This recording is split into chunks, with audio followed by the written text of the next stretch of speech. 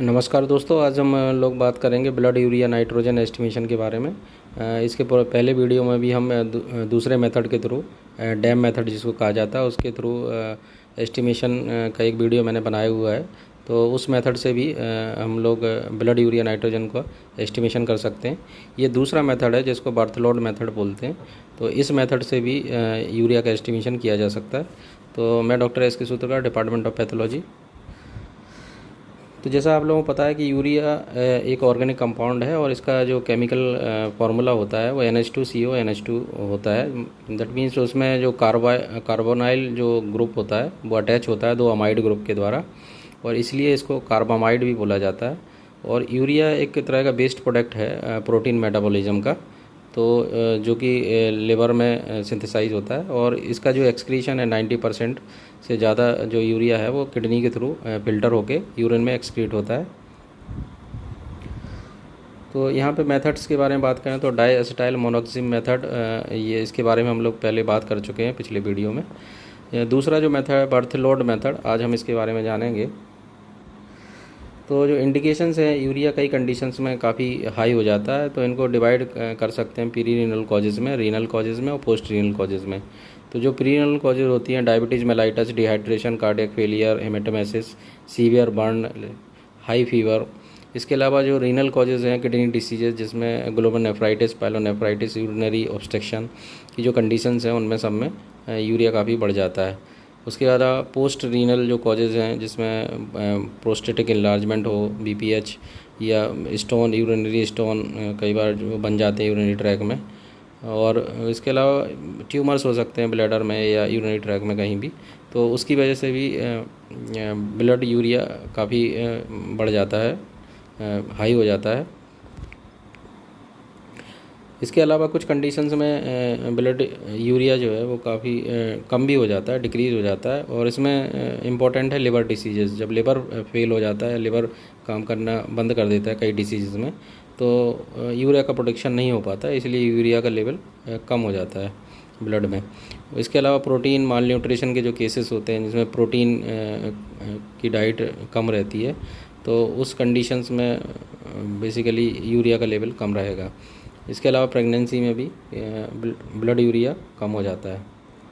अगर हम इसकी नॉर्मल रेंज के बारे में बात करें तो बर्थ से लेकर 1 ईयर तक 4 to 16 मिलीग्राम पर डेसीलीटर इसकी नॉर्मल रेंज होती है ब्लड यूरिया नाइट्रोजन की। और 1 to 40 ईयर्स में 7 to 21 मिलीग्राम पर डेसीलीटर, और मोर देन 40 ईयर्स में मोर देन 20 मिलीग्राम पर डेसीलीटर से 25 तक बेसिकली रहता है ये।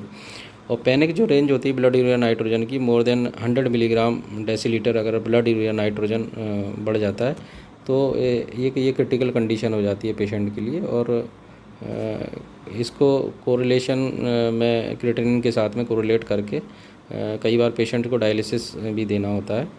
तो यूरिया को, ब्लड यूरिया नाइट्रोजन को यूरिया में कन्वर्ट करने के लिए इसको मल्टीप्लाई किया जाता है 2.14 से। तो इस तरह से यूरिया हम लोग कैलकुलेट कर सकते हैं।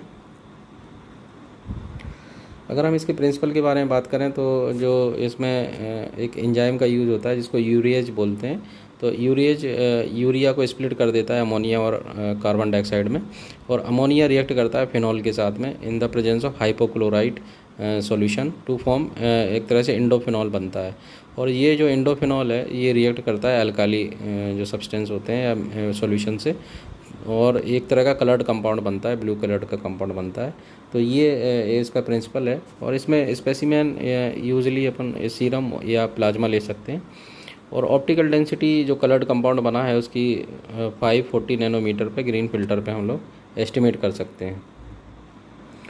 तो अगर रिएजेंट के प्रिपरेशन के बारे में बात करें तो यूरेज जो रिएजेंट होता है इसमें 1000 यूनिट यूरेज जो एंजाइम है उसको डिज़ोल्व किया जाता है 100 ml फॉस्फेट बफर में, और इसकी pH करीब 7.4 के आसपास मेंटेन की जाती है।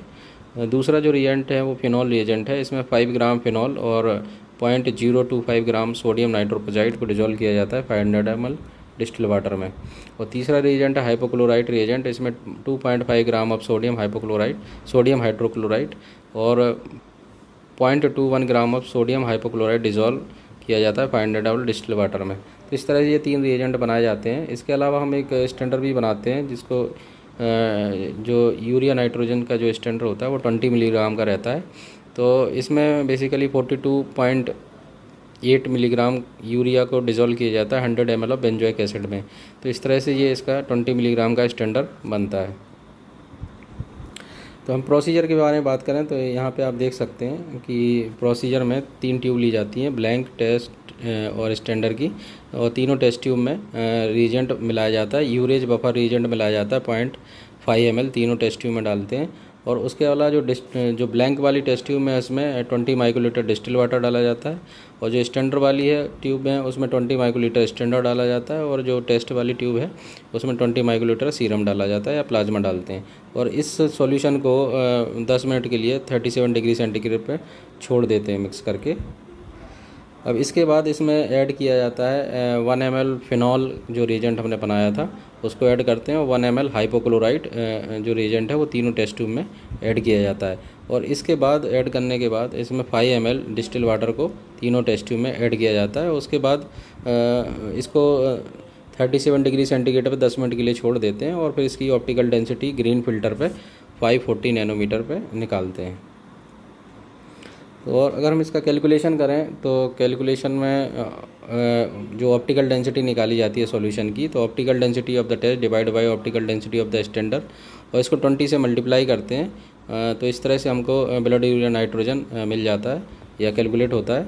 और इसको कन्वर्ट करने के लिए, यूरिया में कन्वर्ट करने के लिए इसको मल्टीप्लाई किया जाता है ब्लड यूरिया नाइट्रोजन को 2.14 से, तो हमको यूरिया की वैल्यू मिलती है। तो ये आज बर्थलॉट जो मेथड है यूरिया एस्टिमेशन के, उसके बारे में था।